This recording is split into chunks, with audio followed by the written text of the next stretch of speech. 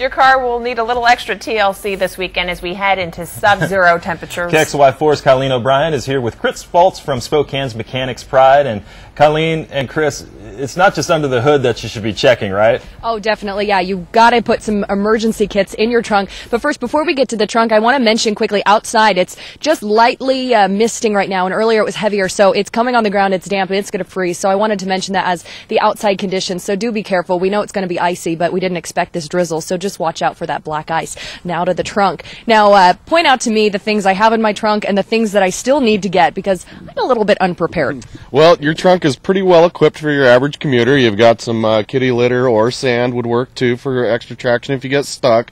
You got a basic toolkit with some road flares and, of course, your flashlight that doesn't work, as we saw. I checked the flashlight. It doesn't work. So that's a good reminder to check even your emergency kit to make sure everything's in there in tip-top shape. Shovel's a good idea to have so you can dig yourself out if no one else is around. Some jumper cables. You know, if you're going to be going up over the pass, you definitely want to probably get some extra blankets and some dry food and some water in there to go up over the passes. In case you get stuck. So I still need a blanket, I need clothes, I need food that's non-perishable that I can get into if I get stuck. Okay, but I'm pretty much...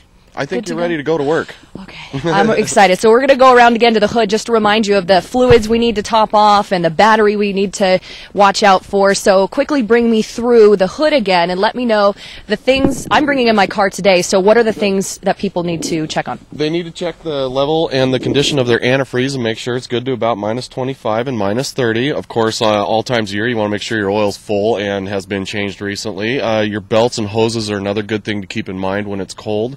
The condition of your battery, even though you may think it's okay, if it's been in there over 5 years, you may want to have it checked just to make sure it's going to handle the cold weather. Okay, excellent. There you go. There's the quick run through. Just get yourself over to a mechanic. Make sure you get everything in your trunk prepared, and you'll be good to go once this storm hits. Mike and Kalai? All right, great tips. We'll bring a little bit of everything. First the snow, and then frigid temperatures. Is your home, though, ready for the winter? Probably not. KXLY4's Colleen O'Brien is here with John Marinko from Bill the Fauceter to tell you what you need to do before the storm hits, so I'm going to listen closely. Yes, definitely, and you can hear this flame right here, and the last time we spoke about this, if you have a frozen pipe, you do not want to use a flame to thaw it out, so we can put that out now. We don't want to do that. What you can use is a hair dryer and just hold it just above the pipe right here and keep doing that until the water just starts moving through it. And this is some advice that John gave us from Bill the Fauceter. And tell us about the crawl space. We want to get down in that crawl space and do what? What you want to do is you want to look and see if there's any daylight coming into the crawl spaces, and then of course insulate that, seal that up real good. It's the wind blowing through the crawl space is really what starts freezing things up. So and caulking's fine, caulking's fine, foam. There's if you have a rock foundation, of course mortar, you could fill in some cracks with mortar or whatever, but it's really important to seal that up.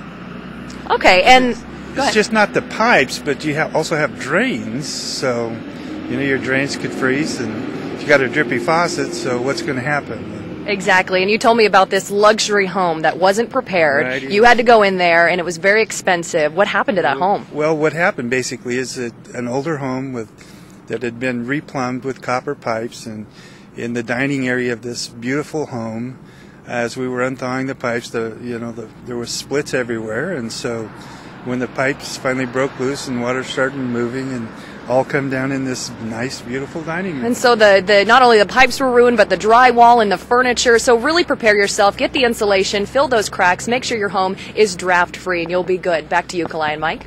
Colleen, thanks so much.